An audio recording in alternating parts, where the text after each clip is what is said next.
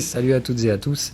Très heureux de vous retrouver. On va faire un petit brief rapide ce matin sur la partie technique, mais il y a beaucoup de choses à dire, donc probablement quand même un petit quart d'heure de boulot. On va parler global, indices, matières premières, taux, dollars et crypto bien entendu.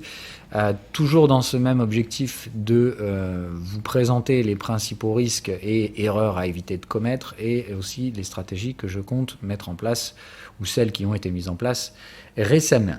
On va commencer par la partie action et la partie dollar en principal parce qu'il me semble que c'est là que se situe le plus gros de ce qu'il faut surveiller pour orienter entre les choix principaux. Toujours pour rappel, si vous n'avez qu'un plan de trading, c'est que vous ne tradez pas. Donc il faut normalement deux options et on va dire deux directions majeures et on va arbitrer ces directions en fonction, donc on va dire ici d'un espèce de juge de paix et pour moi ça va être clairement le dollar à surveiller dans les prochains jours. Les taux à mon avis ont fait le bottom que j'attendais, on va y parler juste après. Donc il faut bien comprendre que pour l'instant le sentiment global de marché n'est absolument pas tendanciel, il est neutre. Maintenant, c'est sûr que certains vont dire « mais les actions, on regarde les indices, Phil, c'est la tendance, c'est la tendance ». Non, c'est n'importe quoi, il n'y a pas de tendance. En fait, si vous regardez le Russell, par exemple, vous voyez qu'il n'y a pas du tout de tendance. Et il y a plein d'indices mondiaux qui ne sont pas du tout en tendance. Simplement, il y a les US qui bourrent comme des cochons, mais si on regarde un peu dedans, on comprend tout de suite pourquoi. La hausse, elle n'est soutenue que par une dizaine de valeurs. Et tout le reste, c'est en range. Donc, en soi, tout est en range. Là où ça rend les gens encore plus timbrés, c'est que toutes les classes d'actifs, et celles qui sont historiquement corrélées également, ne le sont plus depuis quelques mois. On a effectivement donc les indices qui bourrent au nord depuis je ne sais pas combien de temps, les cryptos se sont effondrés pendant l'été. Donc ça, évidemment, ça a rendu les gens complètement timbrés. Bien comprendre ici que si vous utilisez des effets de corrélation comme des choses finies, ça ne fonctionnera jamais. Dans le marché, si vous n'avez qu'un plan, vous ne tradez pas. Vous êtes en train de parier. Et ça, malheureusement, c'est très dangereux.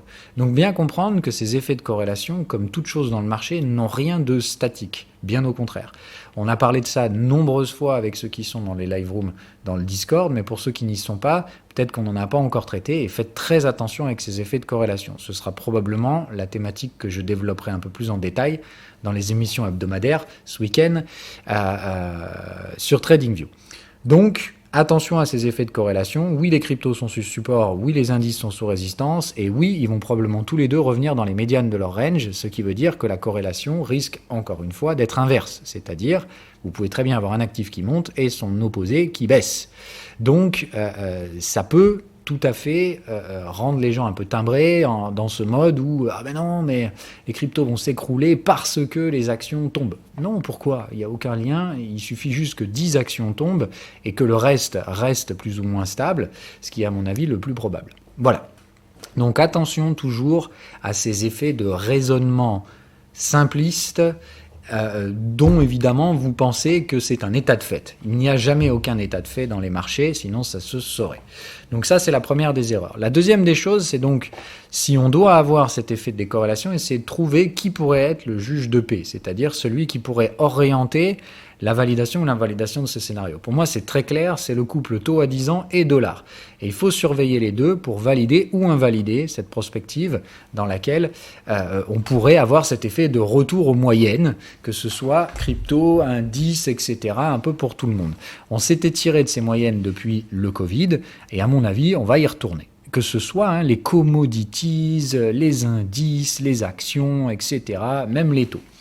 Donc le but, c'est d'essayer de regarder les deux qui pour moi représentent le mieux ce range, et il me semble clairement que pour ma part, les seuls trucs qui sont dans une tendance dans laquelle le Covid n'a rien changé, c'est le dollar et les taux à 10 ans. À mon avis, l'effet Covid vient de déclencher le renversement moyen terme du dollar à la baisse. Et on voit bien que depuis le Covid, là, ici, la tendance est relativement claire et elle est très loin d'être excessive. Ici, en soi, on est juste venu taper le bas de range du dollar, range qui, à mon avis, va céder pour venir chercher le bottom du range du T supérieur. Et là, on parle plutôt de niveau ici. Donc, à mon avis, le dollar a encore une bonne baisse à se manger. Alors, il a fait la moitié du trajet. Donc il est logique ici qu'on ait des ranges, attention à ne pas être trop précis et trop précipité sur les scénarios. Ici on respire à plat après une grosse phase de détérioration sur le dollar face à un ensemble de devises, il me semble normal maintenant qu'on casse ce support. Les sommets sont descendants et les retournements se font à l'intérieur des contextes, évidemment, hormis petit excès du Covid. Mais on voit qu'on n'y tient pas les clôtures au-dessus. Donc le retournement se fait bien à l'intérieur des contextes, ce qui m'invite à penser qu'il est impossible d'envisager un achat du dollar tant qu'il n'a pas cassé ce support. Et il faut le trader donc sous les contextes. Et évidemment, on voit le canal de tendance ici qui nous donne le rythme. Donc là, tout ce qu'on fait, c'est qu'on est en train de gagner du temps pour évidemment nous proposer des sorties baissières. Il faudra normalement trader sous ce canal de tendance et sous le contexte pour trouver les objectifs. Évidemment, tout converge à peu près vers, on va dire, premier voire deuxième trimestre 2022 pour cet atterrissage. Il s'agit donc ici de pricer des mouvements macro, d'accord, des mouvements trimestriels. Mais toujours une détérioration du dollar pour moi assez évidente d'un point de vue technique. De même qu'on a la réciproque au niveau des taux. Vous avez dit que je surveillais le travail des prix autour de cette oblique. Évidemment, je ne suis pas surpris de voir que le marché fait n'importe quoi dessous, puisqu'on est aujourd'hui dans un marché qui ne réfléchit plus, dans un marché qui n'est drivé que par la volatilité et les produits dérivés. Donc, évidemment, on fait les cons, on fait n'importe quoi, mais vous voyez que ça ne tient pas bien longtemps. Avec les taux, on peut faire n'importe quoi, mais on ne peut pas faire n'importe quoi longtemps. Donc, ici, à mon avis, reprise de phase de haussière sur les taux. Ce qui fait donc que, pour ma part, je suis donc très intéressé et c'est fait partie des derniers trades que j'ai lancés il n'y a pas longtemps. Tiens, d'ailleurs, hop, j'ai pensé à m'y mettre. Alors bon, je ne trade pas le 10 ans américain, qu'on se dise. Je trade les T-bonds, c'est-à-dire que moi, ce qui m'intéresse, c'est pas le yield. Moi, je passe donc vendeur de contrats de taux. Bon, voilà. Enfin bon, si vous ne savez pas de quoi je parle, c'est pas grave, j'ai pas le temps d'expliquer ça ce matin. Donc le principe étant de dire qu'ici, je ne m'attends pas à une tendance, puisque vous voyez qu'ici, on n'a pas de range mature, ce qui est le cas par les comptes sur le DXY. Donc ce qui m'intéresse ici, c'est de voir si on va imprimer un suivi de tendance, c'est-à-dire vraiment passer de baissier à haussier sur la structure de taux, ou si au contraire, comme je le prévoyais, on va former un range ici. C'est-à-dire que je ne m'attends pas à ce que réellement on ait un déplacement brutal des valeurs sur les taux, mais je m'attends plutôt à ce qu'on consolide un support sur cette zone-là. Un peu l'équivalent de ce qu'on avait connu ici à l'époque, donc je ne m'attends pas non plus à un truc baissier. Et tout à fait possible que la consolidation se fasse même à l'ASIA, avant une sortie probablement haussière, franchissement des moyennes, etc. Là aussi, tout comme le dollar, je pense que la zone d'atterrissage se trouve plutôt face à ce contexte résistant. Et cette oblique qu'on a vu ici, c'est-à-dire plus proche des 2,50. La question, c'est quand ? Parce qu'évidemment, pour déclencher un mouvement sur les taux, il faut qu'il y ait une raison fondamentale de le faire. Et ça ne peut être fait, à mon avis, que par une logique de soit tapering, soit hausse de taux. Mais hausse de taux, qu'on soit bien d'accord, la Fed ne le fera jamais. Ce qui veut donc dire qu'il peut y avoir donc soit cet effet tapering et le marché va anticiper les taux, soit tout simplement ici on a de l'inflation. Donc il faut bien comprendre que quoi qu'il arrive, le pari haussier sur les taux, c'est probablement celui qui fonctionnera le mieux parce que de toute façon, il n'y a pas d'échappatoire. Soit on continue de faire surchauffer l'économie américaine à coup d'inflation, soit tout simplement cette inflation doit être maîtrisée par la Fed, qu'elle en ait envie ou non, elle devra le faire à un moment donné, et si elle ne le fait pas, elle mettra en risque la stabilité financière. Et ça, les traders de taux le savent très bien. Donc de toute façon, eux, Fed ou pas Fed, ils ont déjà pris la décision et à mon avis, on a fait un point bas historique sur les taux aux États-Unis qui ne sera pas revu probablement avant une centaine d'années. Et encore, je suis honnête. Mais bon, voilà, on vient de finir probablement, à mon avis, un cycle baissier de taux qui dure depuis plus de 40 ou 50 ans. Donc effectivement, ça va prendre du temps avant de se retourner. Mais à mon avis, le point bas Covid est un paroxysme de taux que nous ne reverrons plus jamais. Sur l'argent, le principe ici est de comprendre qu'on est justement sur un range mature et que ça fait donc partie des actifs qu'il faut clairement garder à l'œil dans les prochains jours, parce qu'en cas de reprise haussière, c'est plutôt la thématique inflationniste qui sera donc favorisée par le marché. Et tout comme on l'a vu sur le dollar, on n'aura dans ce cas-là aucun problème à venir chercher un trading au-dessus des contextes et au niveau de ce canal de tendance. On avait déjà des signaux tendanciels au niveau des canaux de tendance, donc attention évidemment à la reprise haussière ici qui serait donc un suivi de tendance. Si ça ne marche pas et qu'on est donc dans des ranges, c'est-à-dire que ce contexte ici reste résistant, dans ce cas-là, évidemment, retour sous les moyennes, cassure des schémas tendanciels, invalidation dans ce cas-là pour moi des stratégies haussières sur ce hedge ici, et dans ce cas-là, reprise des stratégies acheteuses plus bas, mais attention donc à bien surveiller. Pour moi, on est à la croisée des chemins, et comme je vous dis, ce qui m'intéresse, ce sont les actifs qui ont déjà mesuré ce risque, parce qu'à mon avis, ce sont eux qui sont donc ce que la Smart Money regarde aujourd'hui pour arbitrer la décision suivante sur les gestions. Donc, attention à bien penser à regarder silver, attention à bien penser à regarder dollar. Et pour l'instant, à mon avis, sur la thématique de taux, l'objectif était de trouver un point bas. Je pense que ça a été fait hier ou avant-hier. Sur le VIX, la volatilité, attention, là encore, on tente de nous jouer le coup du coup de sifflet par l'arbitre qui dit non, non, non, faute, faute, faute, vous revenez tous au point de départ, alors commence le jeu.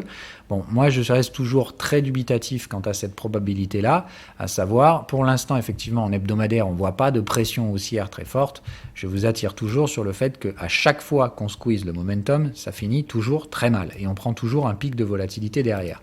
Donc, faites gaffe à cette thématique de tout est calme et tout va le rester. Moi, je n'y crois pas une seule seconde. On voit surtout qu'en daily, là, les choses commencent à être un petit peu moins cool, puisqu'on voit bien qu'ici, on a un schéma de creux et sommet ascendant sur la volatilité. On revient pour l'instant tester les supports. Attention, vous savez que normalement, dans un mouvement baissier, on avance par nombre impair. Donc là, on est à 2 coups, 1, 2. Si on est sur un cycle de hausse de la volatilité, normalement, c'est le prochain qui devrait s'extrapoler avec un petit peu plus de volatilité. Je vous l'ai dit personnellement, tant qu'on n'a pas visé la zone des 30, je constitue personnellement le fait qu'il n'y a pratiquement aucune probabilité pour l'instant d'être confiant sur une reprise haussière des actions, mais plutôt de jouer le risque, c'est-à-dire pour ma part des stratégies de couverture sur l'ensemble des indices. Sur le WTI, le dernier de nos jolis petits machins, donc lui carrément tendanciel, d'accord, hyper chaud, il n'y avait aucune remise en question, tout était parfait, laissez tomber, le pétrole c'est l'avenir. Attention parce qu'ici on a eu une sortie enfin du contexte, mais pour l'instant non confirmée. C'est-à-dire qu'ici on a une reprise acheteuse au niveau du canal de tendance, une Morningstar, etc. Donc moi, cette thématique de repli sous le biseau, évidemment, ça semble être un gros piège à con. Donc moi, je ne rentrerai pas du tout acheteur sur le WTI. Mais par contre, évidemment, ce n'est pas le moment de se mettre à hyper vendre, etc. Donc le WTI, je suis déjà vendeur et j'observe ce qui va se passer. Je m'attends ici à ce qu'il ne se passe rien et plutôt de dire ici, mon juge de paix va être en cas d'invalidation, c'est-à-dire de reprise de la tendance haussière, alors que pour moi, le cycle haussier est complet. Donc je m'attends à la formation d'un range sur le WTI. La question ici, c'est quelle sera l'amplitude de ce range. On est ici sur un premier niveau de validation du retournement sur le sommet, puisqu'on vient chercher le canal de tendance. Maintenant, je veux voir si on rompt ce canal de tendance dans les prochaines semaines. Pas d'urgence pour l'instant. Pour moi, le WTI est donc un candidat qui doit être en position si vous voulez être contrariant, mais c'est du reverse et ça doit être réservé aux expérimentés. Et les objectifs sont pour l'instant, à mon avis, pas clairs, dans le sens où je m'attends à ce qu'on se replie vers les niveaux de Fibo. Et personnellement, celui que je target, c'est le 38%, qui me semble assez intéressant pour remettre en place des stratégies acheteuses. Oui, retourner à 50 $ sur le pétrole, c'est un scandale pour certaines personnes. Et bien pour autant, moi, je vous dis que c'est ce qui semble de loin le plus probable. Voilà, on verra tout ça. Allez, donc les indices... Attention, stratégie de reverse, repli en troisième borne, c'est ce dont je vous parlais ce week-end dans les émissions hebdo. À mon avis, ce sont des stratégies dont il faut profiter. Il y en a marre de ces histoires de « Ah mais non, mais c'est toujours le V-bottom, arrête de vendre, etc. » Oui, on a eu 15 V-bottom, mais ce n'est pas une raison pour parier sur le 16e. C'est juste de comprendre qu'à chaque fois, ces stratégies très improbables qui misent sur l'écrasement permanent de la volatilité vont échouer un jour, et c'est d'ailleurs ce qui risque de causer une instabilité financière assez folle. Parce que plus on joue dans cette folle série de quoi qu'il arrive, buy the dip dès qu'on a 2% de baisse, ça me paraît un peu dangereux. Donc, pour l'instant, évidemment, on n'a rien, puisque le scénario, et c'était bien la thématique de l'émission de ce week-end, nécessite de renverser le canal de tendance pour marquer la fin de ce schéma.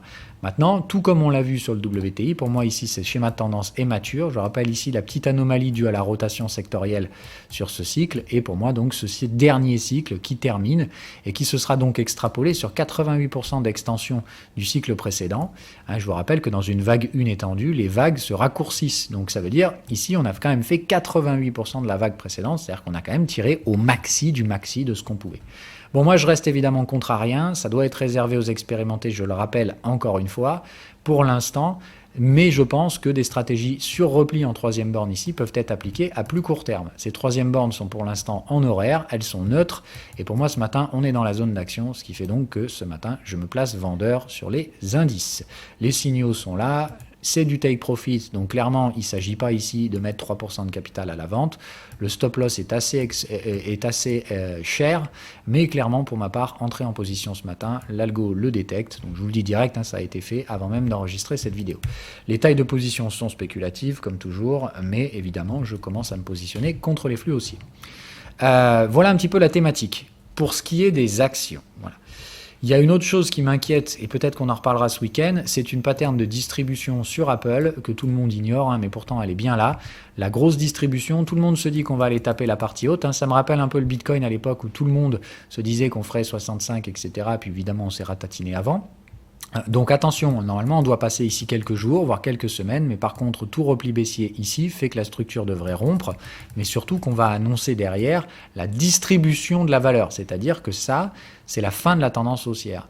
Donc attention avec ça. Distribution d'Apple, généralement, voilà, quand on voit ce genre de truc, moi ça m'annonce plutôt, putain, attention à pas investir sur ce truc-là. Bon, j'ai déjà normalement mis ces alertes dans les vidéos depuis très longtemps, donc j'espère que le message est passé.